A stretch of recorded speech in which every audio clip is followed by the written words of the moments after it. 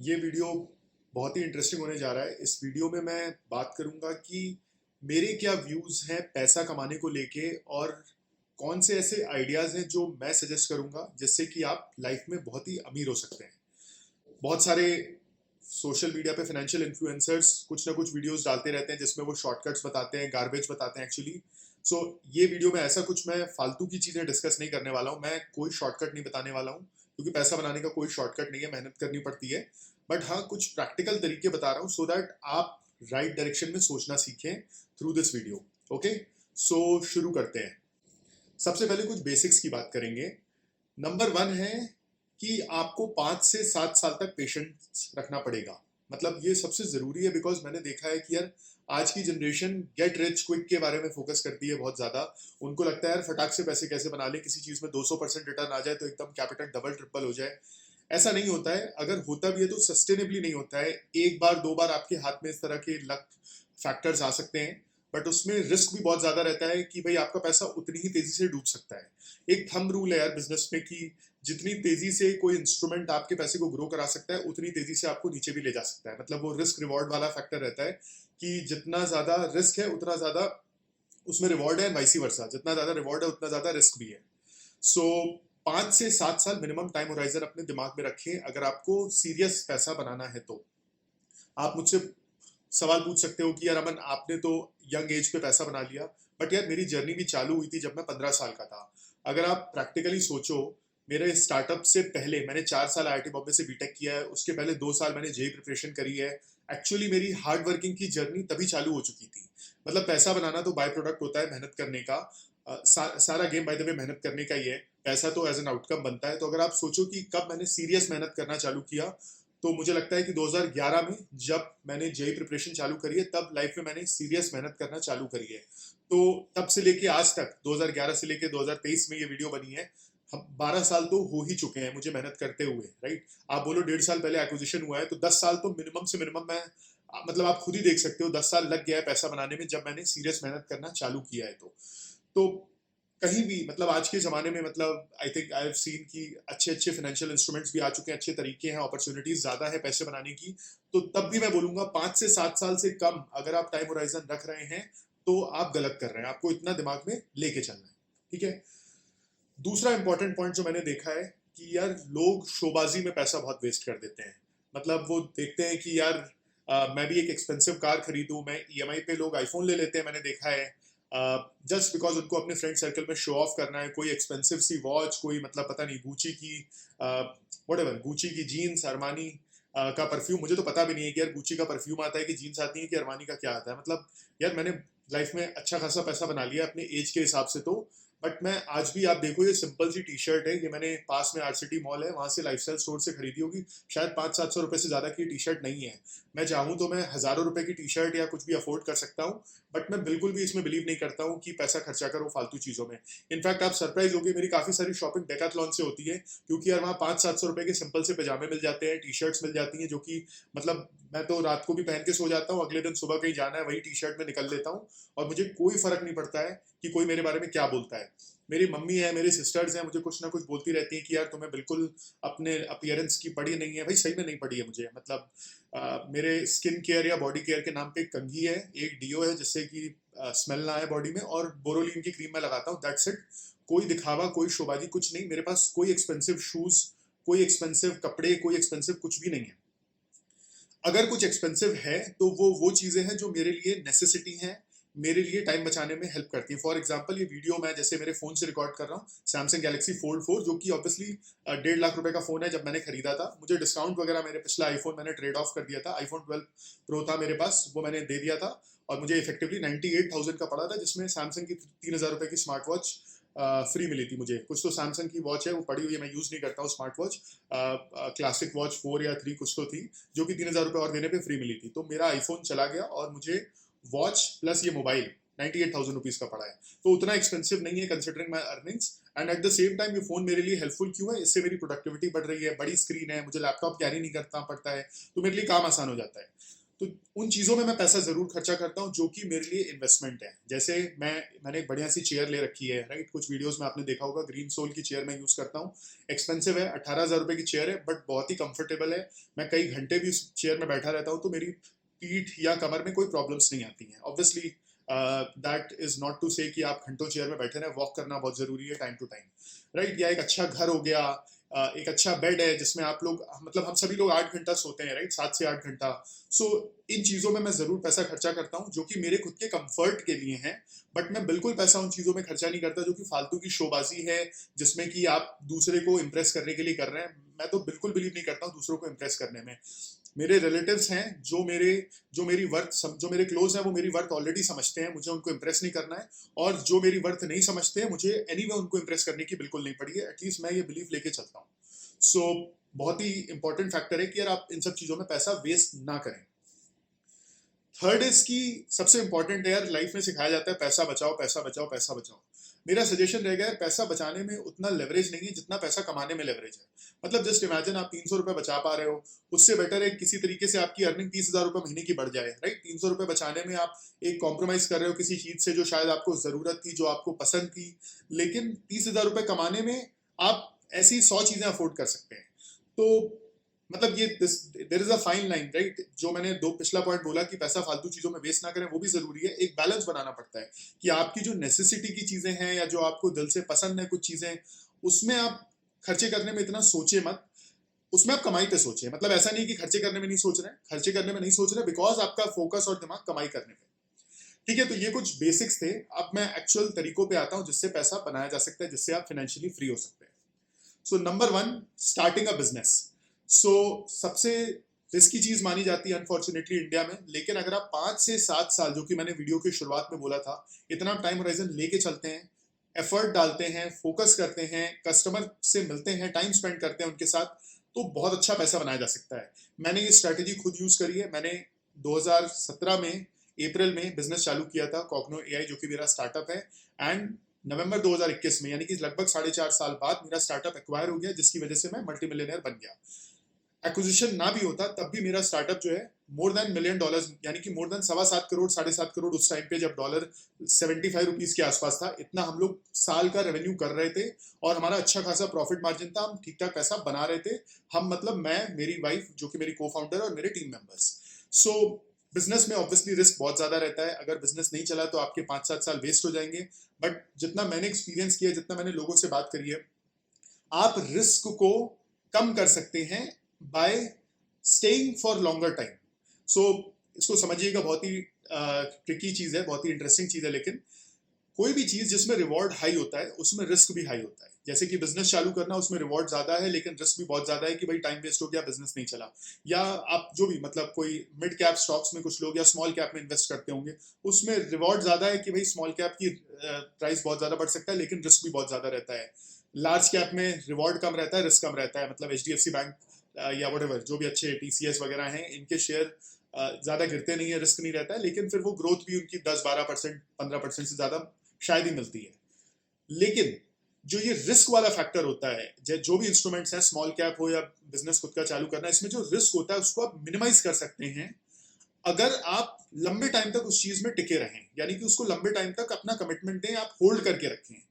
तो मतलब बिजनेस में भी सेम चीज है। अगर कोई भी बिजनेस आप चालू कर रहे हो, 5 से 7 साल अगर आप टिके रहते हैं उस चीज में, बंद नहीं करते हैं और सही डायरेक्शन में अपनी एनर्जी फोकस करते हैं, यानी कि कस्टमर फोकस रहते हैं, तो कुछ ना कुछ जरूर उसमें ठीक ठाक पैसा बनेगा। और मैं गारंटी देता हूँ कि यार इतना पैसा बन जाएगा कि आप एक अच्छा, आपको ये ना बुरा लगे कि यार मैं जॉब कर लेता तो शायद मैं ज्यादा कमा लेता। तो ऊंच नीच होती है बिजनेस में। मेरा भी को फाउंडर एग्जिट हुआ था, मेरे साथ भी कस्टमर्स ने, किसी ने पैसा मार लिया, किसी ने पेमेंट लेट किया, कोई एम्प्लॉय ने बदमाशी करी, कुछ ना कुछ चैलेंजेस आते हैं। लेकिन 5-7 साल अगर आप टिके रहो तो ठीक ठाक पैसा बन जाता है। तो ये सबसे इंपॉर्टेंट था, रूल नंबर 1, कि स्टार्ट अ बिजनेस। नंबर 2 है, जो कि सेकंड ऑप्शन है, सॉरी मैंने पहले रूल नंबर 1 बोला, एक्चुअली रूल नहीं है, just a method number 1। Second method है joining a high growth startup. So आप अगर स्टार्टअप चालू नहीं कर सकते हैं, आपको लगता है कि आपके लिए हाई रिस्क है एंड फैमिली है, कमिटमेंट्स है, इतने साल तक बिना एक्सपेंसेस के नहीं जी सकते आप, बिना अर्निंग्स के, तो फिर आप एक हाई ग्रोथ स्टार्टअप ज्वाइन कर लीजिए। सो तमाम मतलब आपको न्यूज़ आर्टिकल्स मिलेंगे जिसमें हाई ग्रोथ स्टार्टअप्स हैं, बट ज़रूरी है कि आप इन स्टार्टअप्स को अर्ली स्टेज पे ज्वाइन करें, विच मीन्स कि आपको पहचानना रहेगा, आपके पास एक स्किल होना चाहिए कि कौन से फाउंडर्स अच्छे हैं, कौन से फाउंडर्स कुछ ना कुछ बढ़िया काम कर रहे हैं, कौन सी स्पेस इवॉल्व कर रही है जिसमें कंज्यूमर्स बहुत सारे आगे चल के आएंगे, राइट। सो उस स्पेस में कौन से अर्ली स्टेज स्टार्टअप्स आ रहे हैं जिनके साथ आप टाई अप कर सकते हैं as an employ, as an investor, as someone, as an associated with that startup, right.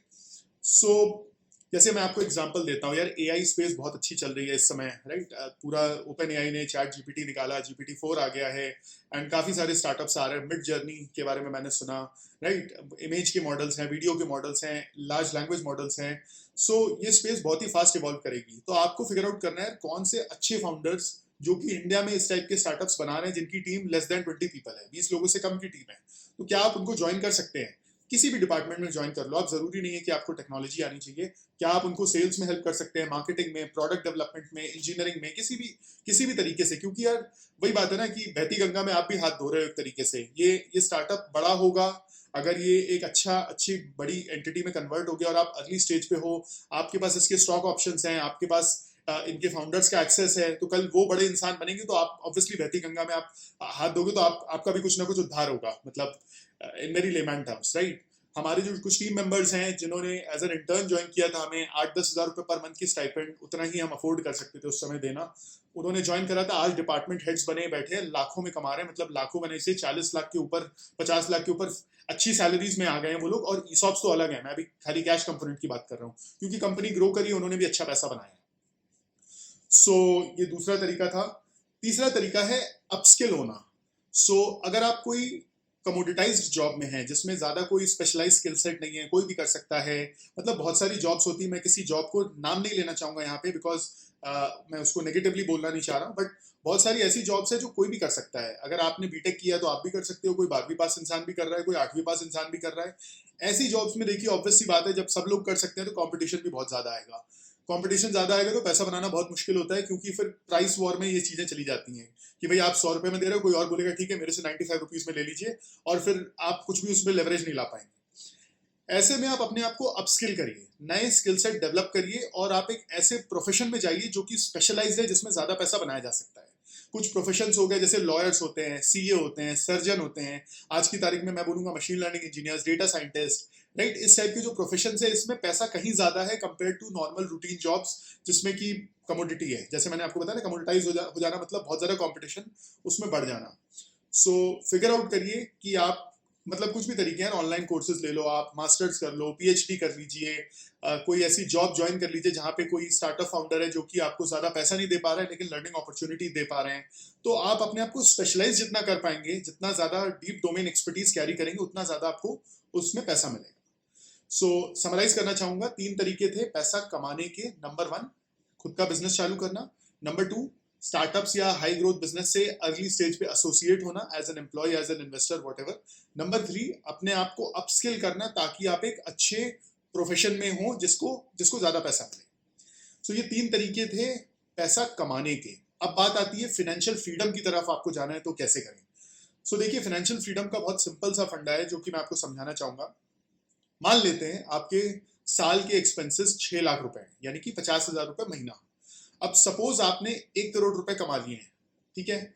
अब इस 1 करोड़ को आप सिंपल एक फिक्स डिपॉजिट में पैसा डालेंगे, कोई भी अच्छे बैंक में आप पैसा डालेंगे जो कि 6 या 7% एफडी इंटरेस्ट रेट प्रोवाइड कर रहे हैं। मतलब मैं फ्रैंकली स्पीकिंग, मैं एडवर्टाइज नहीं कर रहा हूँ, बाय द वे कोई स्पॉन्सर्ड वीडियो नहीं है, लेकिन मैं पैसा आईडीएफसी फर्स्ट बैंक में पार्क करता हूँ, जिसमें 6.5% सेविंग्स अकाउंट पे रेट मिल जाता है। एफडी भी नहीं, मैं सेविंग्स अकाउंट की बात कर रहा हूँ। तो जो भी बैंक अकाउंट आपको 6.5-7% इंटरेस्ट दे रहा है, अगर आपने 1 करोड़ रुपए वहां पार्क करे तो फिर सीधा सीधा आपको साल का 6 से 7 लाख रुपए ब्याज आएगा। और आई थिंक कुछ टैक्स रूल्स नए रिवाइज हुए जिसमें अप टू 7 लाख की सैलरी इनकम या जो भी है इंटरेस्ट इनकम, वो टैक्स फ्री है। तो अगर आपके पास 6 या 7 लाख रुपए आ रहे हैं आफ्टर टैक्स, तो आपका 50,000 रुपए महीने की अर्निंग है, और आपके खर्चे जो हमने डिस्कस किए वो 50,000 रुपए महीना है, तो फिर एसेंशियली आप फाइनेंशियली फ्री हो। अब आप, हो सकता है कि यार कोई एक्सपेंसिव चीज, लग्जरी, आप वो सब अफोर्ड ना कर पाए, बट मैं अभी उस पर बाद में आता हूँ, उसकी बात नहीं करना चाहूंगा रादर। बट मोटा मोटा ये है कि अगर आपका महीने का 50,000 रुपए खर्चा है और आपके पास 1 करोड़ का कॉर्पस है, तो लाइफ में आपको काम करने की जरूरत नहीं है, पैसा कमाने की जरूरत नहीं है। अपना टाइम एक्सचेंज करने की जरूरत नहीं पैसे के बदले, क्योंकि आपके पैसिव सोर्सेज जो हैं विच इज सेविंग्स अकाउंट का इंटरेस्ट, उससे आपकी इनफ अर्निंग आ रही जिससे आपके एक्सपेंसेस कवर अप हो जाए। To be on the safer side, मान लीजिए आप 1.5 करोड़ रुपए का आपका कॉर्पस है, तो उसके 6% के हिसाब से 9 लाख रुपए साल का हुआ, जो कि 75,000 रुपए पर मंथ हुआ, तो तब भी 20-25,000 रुपए महीने का आपको बफर मिल जाएगा एक्स्ट्रा, इन केस कभी खर्चे ऊपर या नीचे चले गए। तो ये एक सिंपल सा तरीका मैं आपको बताना चाह रहा हूँ कैसे आप फाइनेंशियली फ्री हो सकते हैं। अभी हम उस बारे में बात करेंगे कि जैसे सेविंग्स अकाउंट 6% या 7% वाला, ये एक एग्जांपल मैंने दिया, और कौन से तरीके हैं जिसमें आपने अगर पैसा कमाया, या तो आपने, जो मैंने ऊपर 3 तरीके बताया, आपने स्टार्टअप ज्वाइन किया, स्टार्टअप चालू किया, या आपकी अच्छी जॉब है, अच्छी स्किल्ड जॉब है, तो जो अर्निंग आ रही है उसको कहाँ पे हम इन्वेस्ट करें उसके तरीके बता रहा हूँ। सबसे पहला तरीका है इन्वेस्ट इन स्टार्टअप्स। ये सबसे रिस्की होता है of course, but again as I said, अगर आप अच्छे फाउंडर्स में इन्वेस्ट कर रहे हैं, 5 से 7 साल में आपका पैसा बन जाएगा। ये पर्टिकुलरली उन लोगों के लिए काम आएगा जो कि अपनी जॉब छोड़ के स्टार्टअप ज्वाइन नहीं कर सकते या खुद का स्टार्टअप नहीं कर सकते हैं। तो आप स्टार्टअप्स में इन्वेस्ट करो, और छोटे अमाउंट इन्वेस्ट करो, 2 लाख, 3 लाख, 5 लाख। मैं नहीं कह रहा कि आप जाओ 50 लाख रुपए का एंजल चेक लिखो, मैं खुद भी स्टार्टअप्स में इन्वेस्ट करता हूँ और मेरे चेक साइज 3 से 5 लाख के बीच में रहता है, मैं उससे ज्यादा इन्वेस्ट भी नहीं करता हूँ, क्योंकि मुझे, मैं चाहता हूँ कि यार मैं ऑलरेडी एक एंटरप्रेन्योर हूँ, बिजनेसमैन हूँ, मेरा एक हाई रिस्क ऑलरेडी है बिजनेस के थ्रू, स्टॉक ऑप्शंस के थ्रू या शेयर्स के थ्रू। तो मैं जब इन्वेस्ट कर रहा हूँ तब मैं ज्यादा एक्सपोजर लेना नहीं चाहूंगा, बिकॉज मुझे भी अपना ओवरऑल पोर्टफोलियो जो है डाइवर्सिफाई करना है, कि भाई कुछ हाई रिस्क आइटम है जो कि मेरा बिजनेस है, जो कि मेरी जो मेरे ईसॉप्स है, शेयर्स हैं, तो फिर एक स्मॉलर पोर्शन में स्टार्टअप्स में इन्वेस्ट करता हूँ, जो कि अगेन हाई रिस्क आइटम है। ये एक हो गया। नंबर 2 है आपका investing in stocks and mutual funds, right? ये सभी लोग ने सुना होगा, सब लोग जानते हैं, बट अगेन इसमें भी वही है, आप मिनिमम 3 से 5 साल अगर आप इन्वेस्ट नहीं करेंगे तो फिर आप रिटर्न से एक्सपेक्ट मत करिएगा। आप सोचो कि आज पैसा डाला और 2 दिन बाद स्टॉक मार्केट बढ़ जाए और आपका कुछ रिटर्न आ जाए, या फिर 2 दिन बाद स्टॉक मार्केट नीचे आ जाए और आपको टेंशन हो रही है, तो फिर आप मत इन्वेस्ट करिए। मैं फाइनेंशियल एडवाइजर नहीं हूं, तो मैं नहीं बताऊंगा कि कौन से स्टॉक्स में डालना है, कौन से म्यूचुअल फंड में कितना अमाउंट डालना है, वो सब प्लीज कोई फाइनेंशियल एक्सपर्ट से आप बात करिए। बट हाँ, मैं personally stocks and mutual fund में ज्यादा इन्वेस्ट नहीं करता हूँ, बट बहुत ज्यादा इन्वेस्ट नहीं करता हूँ। मैं थोड़ा ओल्ड स्कूल हूँ, मैं एफडी एंड सेविंग्स अकाउंट में ज्यादा बिलीव करता हूँ। एंड मैंने आपको रीजन इसलिए बताया कि यार मेरा ऑलरेडी इन्वेस्टमेंट है अच्छा खासा मेरे बिजनेस में या मेरे स्टॉक्स में, ईसॉप्स में, उस फॉर्मेट में, राइट, शेयर कंपनी के शेयर्स में। तो दूसरा था आपका स्टॉक्स एंड म्यूचुअल फंड। तीसरा है रियल एस्टेट। सो आप, बहुत लोग आर्ग्यू करते हैं फाइनेंशियल इन्फ्लुएंसर्स कि रियल एस्टेट अच्छा इन्वेस्टमेंट नहीं है and mutual fund and stocks better investment है। अगेन मैं कोई फाइनेंशियल एडवाइजर नहीं हूँ, बट मैंने तो अच्छा खासा रियल एस्टेट में डाला है। जब आप कंपनी को सेल आउट करते हैं, राइट, जैसे मेरा स्टार्टअप मैंने सेल आउट किया, उसमें कैपिटल गेन टैक्स आता है। मतलब मैंने कंपनी चालू करी थी 2 लाख रुपए से, आज से 6 साल पहले, अप्रैल 2017 में, और नवंबर 2021 में जब मेरा एक्विजिशन हुआ तब कई दसियों करोड़ों में मेरी कंपनी बिकी है। तो जो इंक्रीमेंटल अमाउंट आया, राइट, लेट्स से एग्जांपल ले रहा हूँ, 10 करोड़ में कोई चीज बिकी और 2 लाख रुपए में मैंने उसको चालू करी थी, तो 10 करोड़ माइनस 2 लाख, ये मेरा कैपिटल गेन है, 9 करोड़ 98 लाख रुपए। अभी गवर्नमेंट अलाउ करती है कि इस पैसे को, अब अगर अगर बाय द वे, अभी गवर्नमेंट की रूल्स है कि इस पैसे पे कैपिटल गेन टैक्स लगेगा 20% प्लस सरचार्ज, और सरचार्ज 5 करोड़ के ऊपर आता है आपका 37%। तो टोटल सरचार्ज हो गया, आपका सरचार्ज मिला के टैक्स आता है 28.5%। विच मीन्स कि लगभग 9 करोड़ 98 लाख रुपए में 28.5% टैक्स, मतलब 2 करोड़ 85 लाख रुपए टैक्स आएगा मुझे।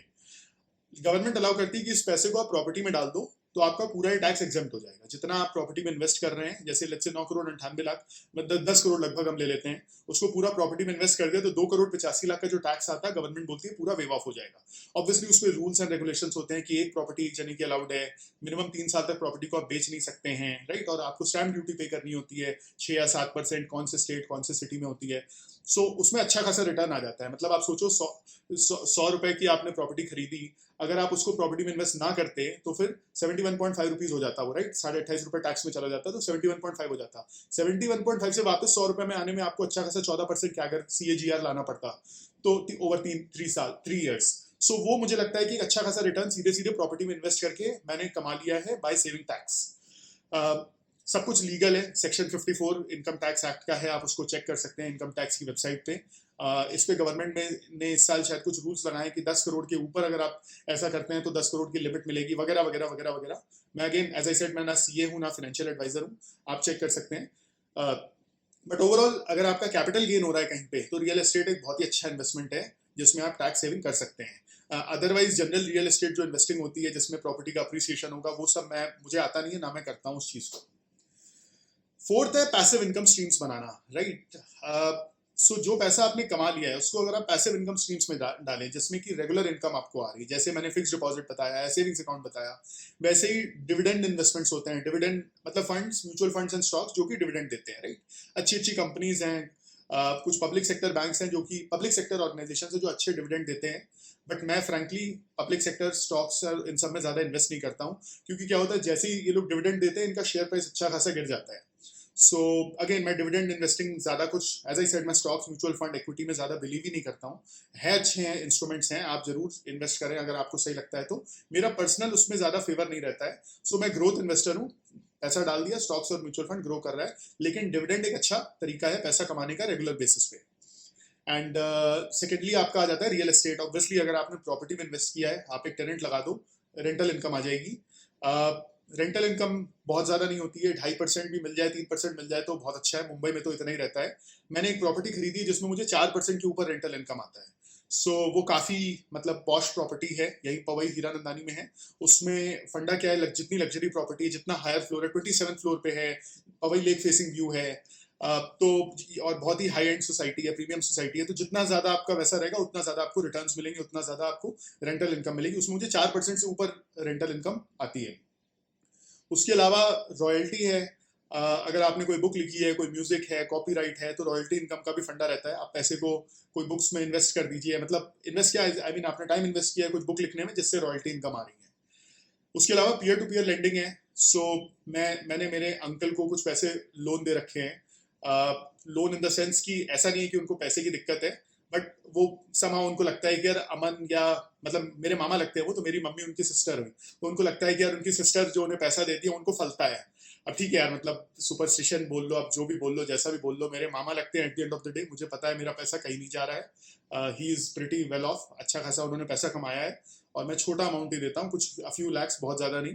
तो उसमें वो मुझे रेंटल इनकम, इंटरेस्ट इनकम आप कह लो, वो एक पे करते हैं सर्टन अमाउंट। सो उससे भी मुझे पैसिव इनकम आ जाती है। मैं मतलब ऐसे मैं किसी को भी पीयर टू पीयर लेंडिंग ये सब किसी को भी नहीं देता हूँ, सिर्फ और सिर्फ एक इंसान को दिया हुआ है, वो मेरे सगे मामा लगते हैं, जहाँ मुझे पता है कि मेरा पैसा सेफ है। तो इसके अलावा मतलब और भी बहुत तरीके, आप गूगल पे सर्च करेंगे passive income ideas and so on and so forth. ज़्यादा टाइम वेस्ट मत करिएगा, क्योंकि passive income is suppose to be passive income, not active income. जो पैसिव इनकम में पैसिव होता है, इसका मतलब पैसा डाल के भूल जाओ, ज़्यादा दिमाग नहीं लगाना है, टाइम नहीं लगाना है। सो ज़रूर इंश्योर करें कि जो भी पैसिव इनकम का तरीका है वो ऐसा होना चाहिए जिसमें आपका टाइम वेस्ट ना हो, क्योंकि time is money. So overall इस वीडियो में मैं समराइज करना चाहूँगा, पूरी वीडियो में हमने 3 चीज़ें डिस्कस करी। सबसे पहला था जो कि माइंड सेट, राइट। अगर आपको पैसा बनाना है तो आपको एक सर्टेन टाइम के लिए प्रिपेयर्ड रहना है मेंटली, और ज़्यादा कॉस्ट सेविंग पे ना जाके अपने उस पर अर्निंग पे ज़्यादा फोकस करना है, and so on and so forth. हमने वो पॉइंट्स डिस्कस करे। दूसरा हमने डिस्कस किया कि पैसा कैसे कमाएं, उसके तरीके डिस्कस करें। तीसरा हमने डिस्कस किया कि जो पैसा कमा लिया है उससे फाइनेंशियल फ्रीडम की तरफ हम कैसे बढ़े। सो ओवरऑल ये समरी है वीडियो की, एंड आई होप ये वीडियो आपको हेल्प करेगा पैसा कमाने में, फाइनेंशियली फ्री होने में। इस वीडियो को अपने दोस्तों के साथ ज़रूर शेयर करें, एंड चैनल को सब्सक्राइब करें, एंड प्लीज़ नीचे कमेंट्स में अपने थॉट्स एंड आइडियाज़ ज़रूर शेयर करें। Thank you.